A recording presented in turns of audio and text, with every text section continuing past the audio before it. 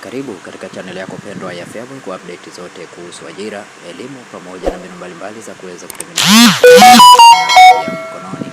Katika video hii tutakwenda kuangalia public holiday za mwaka 2026. Habari. Je, tayari umejipanga kwa likizo za mwaka 2026? Hizi hapa ni siku rasmi za mapumziko Tanzania kwa mwaka 2026 kama ilivyotolewa na Association of Tanzania Employers ATE. Januari tarehe 1 ni mwaka mpya, tarehe 12 mapinduzi ya Zanzibar. Machi tarehe 20 au 21 ni Eid al-Fitr, inategemeana na kuonekana kwa mwezi.